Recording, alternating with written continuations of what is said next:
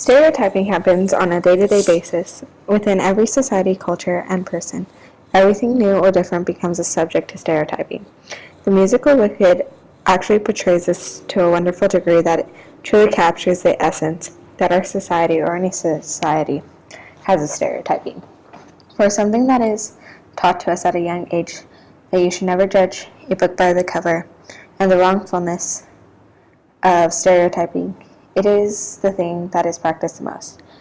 So how exactly does Wicked and society convey the reality of how bad stereotyping is? Wicked is about the witches of Oz and their untold story.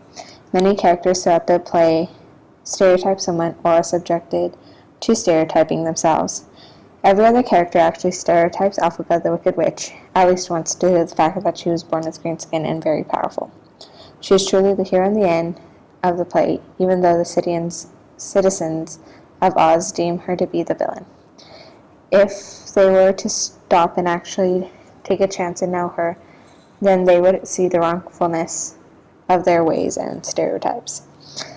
In fact, Michelle Boyd writes in the Alto on a Broomstick on how that if you don't break from the errors of stereotyping, then you miss the truth of the other person and subject them to deal with negative connotations that your stereotype believe them.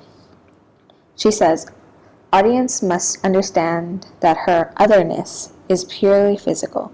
She is not inherently wicked, but a victim of circumstance. If only people were to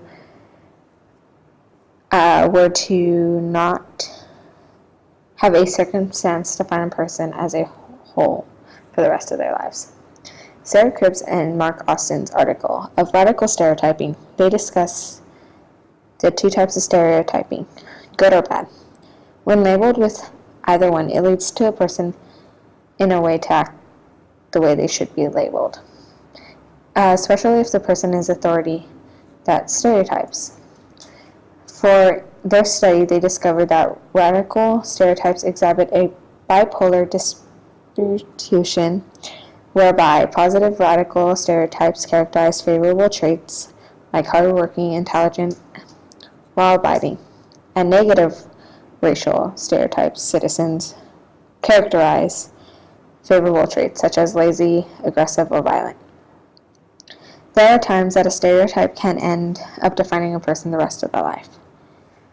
Finally, in Hokushikawa's article, A Prejudice Awareness Through Culture Self-Acknowledged Development, here he talks about the influence that culture has impacted generations with their views of other people, how culture will lead people to look at the stereotypes created to find scapegoats, which Boyd also mentions in her article, or how authority will deem those to be stereotyped with negative connotations like Cribbs and Austin's, thus leading a society to judge them for generations to follow.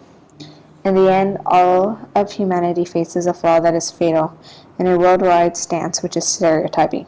Whether it be real or in a fantasy, it is the succumbing to those quick, fast judgments that sets people apart from others. The discussion of stereotyping within Wicked and society and how culture can influence those assumptions help show the effects of stereotyping. Created using Powtoon.